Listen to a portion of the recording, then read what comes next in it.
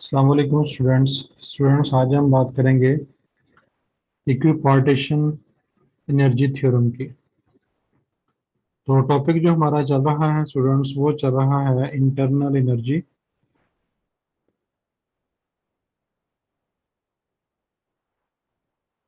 तो internal energy में हमने लास्ट लेक्चर के अंदर बात की थी डिग्रीज ऑफ फ्रीडम्स की। Degrees of freedom. तो डिग्री ऑफ फ्रीडम्स को हमने डिफाइन किस तरह किया था कि independent ways in which molecule can possess energy. तो जितने तरीकों से वो एनर्जी पोजेस कर सकता है उनकी जो तादाद होती है, उन वेज की जो तादाद होती है, उसको हमने डिग्रीज ऑफ फ्रीडम जो है वो उसका नाम दिया था। तो ये हमारे पास है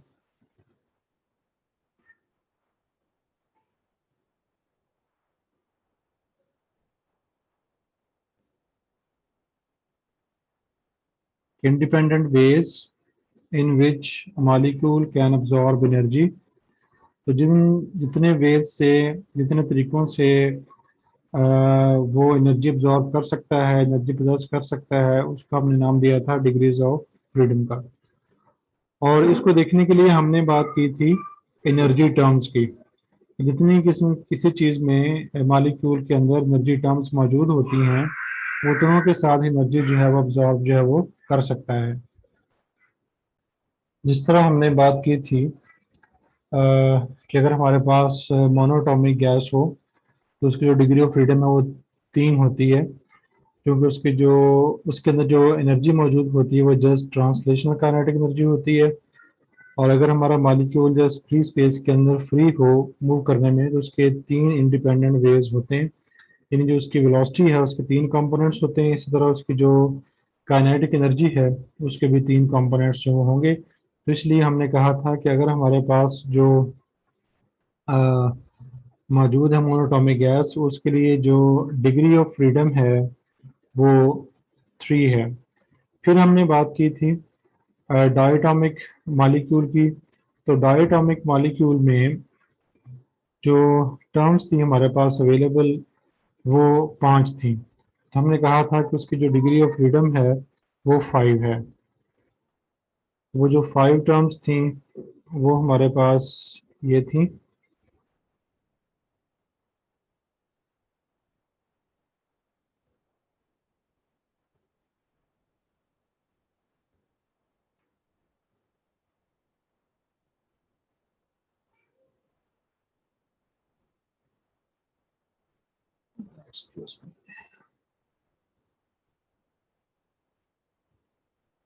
तो दो हमारे पास जो थी वो ये रोटेशनल टर्म्स थी, 2 रोटेशनल, और 3 जो थी वो काइनेटिक एनर्जी की टर्म्स थी। इस तरह हमारे पास जो इंडिपेंडेंट वेज बन जाते हैं किसी भी मॉलिक्यूल की एनर्जी को मेंटेन करने के, एब्जॉर्ब करने के, वो 3 हो जाते हैं, सॉरी 5 हो जाते हैं डायटोमिक मॉलिक्यूल के लिए। 3 रोटेशनल के लिए और 2, सॉरी 3 जो हैं वो ट्रांसलेशनल मोशन के लिए और 2 जो हैं वो रोटेशनल मोशन के लिए। क्योंकि इस मॉलिक्यूल के अंदर जो मोशन रोटेशनल मोशन हो सकती थी वो 2 एक्सिस के अबाउट जो हो सकती थी, जिसको हमने इस डायग्राम के अंदर जो है वो अंडरस्टैंड किया था। तो अब हम जो बात करने जा रहे हैं वो इक्विपार्टीशन थ्योरम है एनर्जी का, कि अगर हम किसी मॉलिक्यूल को एनर्जी जो है वो प्रोवाइड करते हैं तो जितनी भी उसकी डिग्री ऑफ फ्रीडम्स हैं उसमें हर डिग्री ऑफ फ्रीडम का जो शेयर होगा वो इक्वल होगा। तो इसको हम नाम देते हैं इक्विपार्टीशन एनर्जी थ्योरम। तो एक हमें क्या बताता है, the energy of molecule is shared equally. जितनी हम एनर्जी मॉलिक्यूल को देते हैं वो उसकी जितने भी इंडिपेंडेंट वेज होंगे, यानी जितनी भी उसकी डिग्री ऑफ फ्रीडम्स होंगी, उन सब में इक्वली वो शेयर करेगा। यानी अगर फर्ज करें कि आप 3 मोनोटॉमिक गैस मॉलिक्यूल की बात करते हैं, उसकी डिग्री ऑफ फ्रीडम जो है वो 3 है। और अगर आप फर्ज करें कि आप इस मॉलिक्यूल को 6 जॉल की एनर्जी प्रोवाइड करते हैं, इसका मतलब ये होगा कि हर जो इंडिपेंडेंट वे ऑफ एनर्जी है उसको टू टू जूल जो एनर्जी वो मिलेगी, वो इतनी एनर्जी जो है ऑब्जॉर्ब करेगा। यानी इक्वल अमाउंट ऑफ एनर्जी जो है वो अब्जॉर्ब करेगा, जिसको हम सिंपल वर्ड्स में ऐसे समझ सकते हैं। तो जेम्स क्लर्क मैक्सवेल ने एक थ्योरम जो था वो डिराइव किया, जिसको हमने इक्विपार्टीशन एनर्जी थ्योरम का नाम देते हैं। इसके अकॉर्डिंग क्या है कि जितनी भी किसी चीज़ की डिग्री ऑफ फ्रीडम होती है या इंडिपेंडेंट ऑफ वेज होते हैं एनर्जी को शेयर करने के, तो हर डिग्री ऑफ फ्रीडम को जो एनर्जी मिलती है वो हाफ के टी के बराबर होती है। यानी कि हर डिग्री ऑफ फ्रीडम जो है, इतनी एनर्जी जो है वो एक खास टेम्परेचर टी के ऊपर जो है वो पोजेस करता है। यानी कि हम ये कह सकते हैं कि each degree of freedom has this amount of energy. तो अब हम इसको इक्विपार्टीशन एनर्जी के थ्योरम को हम जो है इसको बयान करते हैं मोनोटॉमिक गैस के लिए और डायटोमिक गैस के लिए, जिसमें हमारे पास जो थी वो डिफरेंट डिग्री ऑफ फ्रीडम जो थी मौजूद थी।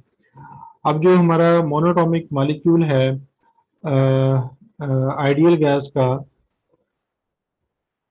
उसकी जो डिग्री ऑफ फ्रीडम है वो 3 है, क्योंकि उसकी जो एनर्जी टर्म्स थी वो 3 थी।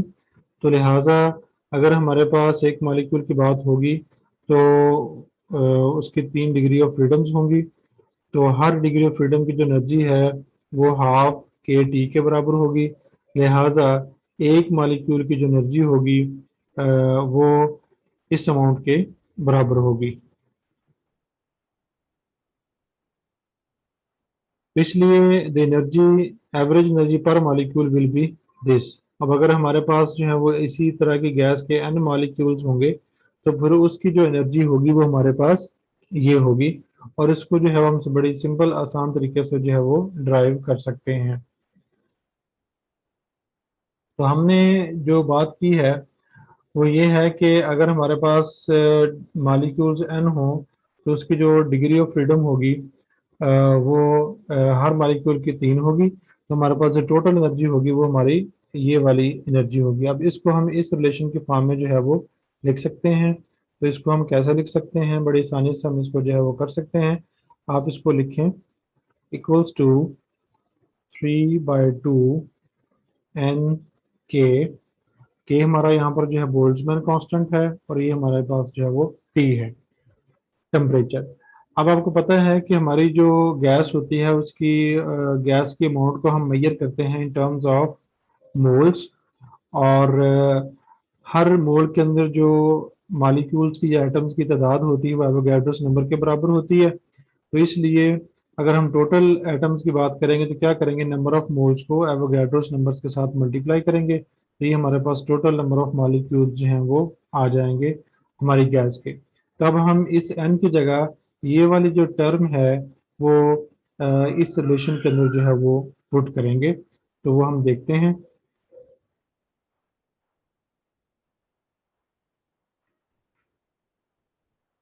तो ये टर्म अब हम पुट करते हैं, ये हो जाएगा एन इंटू एन ए के।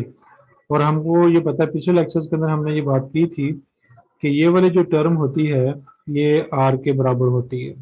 लिहाजा हमारे पास जो रिजल्ट बनेगा it will be 3/2 N R T. तो ये जो है हमारे पास ये वाला जो रिजल्ट है वो बन जाता है। तो ये हमारी जो है वो इंटरनल एनर्जी आ जाती है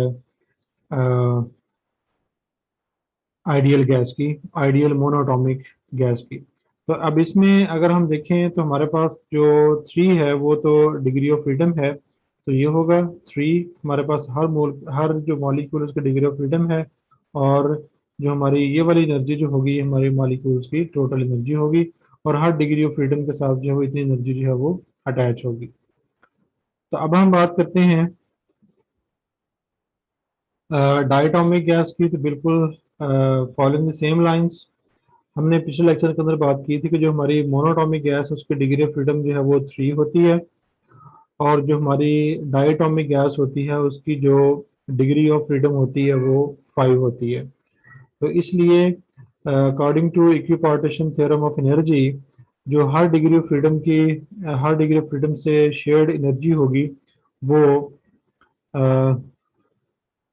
होगी हाफ के टी।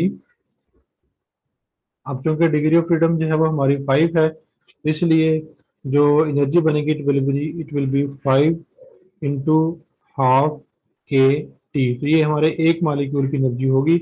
और अगर हमारे पास n मालिक्यूल्स होंगे तो हम क्या करेंगे, सिंपल इसको n के साथ मल्टीप्लाई कर देंगे और फिर हमारे पास जो है वो रिजल्ट आ जाएगा। तो ये हमारे पास रिजल्ट आ गया। तो जिस तरह हमने इससे ये फॉर्म बनाई है, तो ऑन द सेम लाइंस हम ये फॉर्म इसके जो है वो बना सकते हैं। तो अब अगर हम बात करें कि हमारी जो गैस है वो पॉलीएटॉमिक है, तो पॉलीएटॉमिक अगर गैस हो तो उसमें जो डिग्री ऑफ फ्रीडम्स है रोटेशनल की वो दो नहीं रहती। जिस तरह के हमारी जो ये वाली एग्जांपल थी, इसके अंदर हमने देखा था कि डिग्री ऑफ फ्रीडम जो है वो रोटेशनल की दो हैं। लेकिन अगर हमारा मॉलिक्यूल ट्राइटॉमिक हो और वो लीनियर ना हो, लीनियर से मुराद हमारा फर्ज करें ये मॉलिक्यूल है, तो कार्बन डाइऑक्साइड का मॉलिक्यूल जो है वो लीनियर होता है।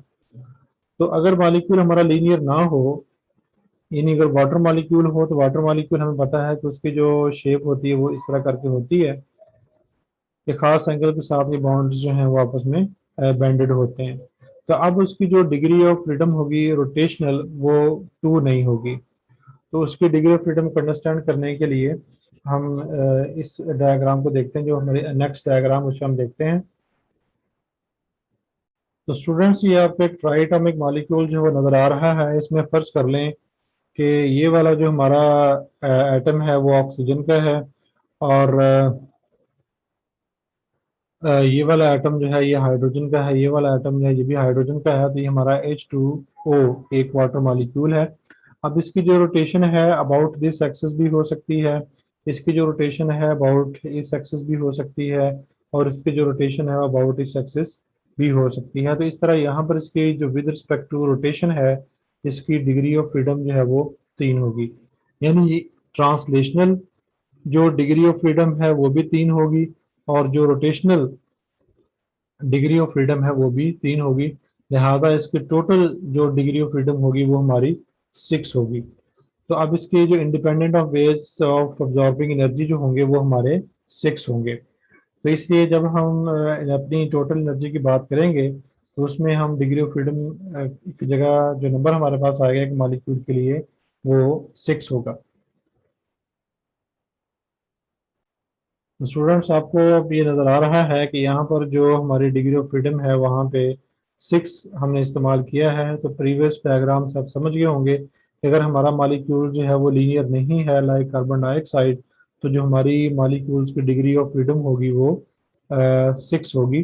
3 उसके रोटेशनल पार्ट होंगे और 3 जो है उसके ट्रांसलेशनल पार्ट होंगे। तो इसलिए जब हम उसको कैलकुलेट करेंगे तो हमारे पास जो इंटरनल एनर्जी होगी वो ये आ जाएगी। सॉरी। तो स्टूडेंट्स, इसमें हमने ये देखा है कि हमारी जो एनर्जी है, इंटरनल एनर्जी, वो क्लियरली जो इंटरनल एनर्जी है वो हमारा जो एब्सोल्यूट टेम्परेचर है उस पर डिपेंड कर रही है। बाकी जो उसमें एन है, जो आर है, वो गैस कॉन्स्टेंट्स है। तो हम इन सिंपल वर्ड से कह सकते हैं कि हमारा internal energy only depends upon the macroscopic parameter that is temperature. यानी उसका जो इन्हिसार होता है वो जस्ट टेम्परेचर के ऊपर होता है। हमारी जो इंटरनल एनर्जी होती है वो टेम्परेचर पे डिपेंड करती है, वो वॉल्यूम और प्रेशर पे जो है वो डिपेंड नहीं करती। तो अभी तक स्टूडेंट्स हमने जो बात की है वो इंटरनल एनर्जी की डिपेंडेंस की बात की है, और ये बताया है कि वो प्रेशर और वॉल्यूम पे डिपेंड नहीं करती। और अगर हम वाइब्रेशनल मोड्स की बात करें, तो जो हमारा मॉलिक्यूल होता है उसके एटम्स के दरमियान जो डिस्टेंस है वो कांस्टेंट नहीं रहता। यानी फर्ज कर लें कि अगर हमारा ये एक मॉलिक्यूल है, उसके दो एटम्स हैं, और उनमें जो बॉन्ड है वो हम इस तरह शो करते हैं। तो ये बॉन्ड लेंथ जो है ये कम भी हो सकती है, यानी मॉलिक्यूल जो होंगे हमारे वो करीबी आ सकते हैं, और मॉलिक्यूल जो होंगे वो दूसरे भी एक दूसरे से दूर भी जा सकते हैं। यानी यहाँ बताने का मकसद ये है कि उनकी जो बॉन्ड लेंथ है वो नॉर्मल फर्ज कर लें ये है, और ये इंक्रीज्ड बॉन्ड लेंथ होगी और ये डिक्रीज्ड बॉन्ड लेंथ होगी। तो इसका मतलब ये होगा कि जिस तरह एक स्प्रिंग जो है जब हम उसको कंप्रेस करते हैं तो वो अपनी जो लेंथ है उसको शॉर्ट करता है, और या फिर अपनी लेंथ को जो है वो बढ़ाता है, यानी हम कहते हैं कि उसकी जो वाइब्रेशन जो है वो हो रही है। तो इस तरह जब हम हाई टेम्परेचर के ऊपर बात करते हैं तो फिर हमारी जो गैसेस होती हैं उसमें ट्रांसलेशनल और रोटेशनल मोड्स के साथ साथ जो वाइब्रेशनल मोड्स हैं वो भी शामिल हो जाते हैं। तो इसलिए अगर हम डायटोमिक गैस के मॉलिक्यूल की बात करेंगे तो उसमें जो टोटल डिग्री ऑफ फ्रीडम होगी in terms of vibrational modes, वो हमारी जो है वो 7 हो जाएगी। यानी उसमें तीन तो वही होंगे जो ट्रांसलेशनल के होंगे, और दो जो हैं वो रोटेशनल के होंगे, अब दो जो होंगे ये वाइब्रेशनल के होंगे। लेकिन वाइब्रेशनल मोड्स की हम जो है वो आमतौर पे बात नहीं करते, क्योंकि वाइब्रेशनल मोड्स जो होते हैं ये यूजली उस वक्त होते हैं जब हमारे मॉलिक्यूल्स के अंदर जो कोलिजन है बहुत वायलेंट होता है, यानी जो हमारी गैस है उसका टेम्परेचर जो है वो हाई होता है। तो हाई टेम्परेचर के ऊपर जाके ये चीज़ें जो हैं यानी वाइब्रेशन मोड जो हैं वो पजीर होते हैं। तो इसलिए हम इसको आमतौर पर वाइब्रेशन मोड्स जो वो नहीं लेते, सिर्फ जो है वो रोटेशनल मोड्स जो हैं वो लेते हैं। तो मेरे स्टूडेंट्स आपको क्लियर हो गया होगा, तो इंशाल्लाह अब नेक्स्ट लेक्चर के अंदर मिलते हैं। अस्सलाम वालेकुम।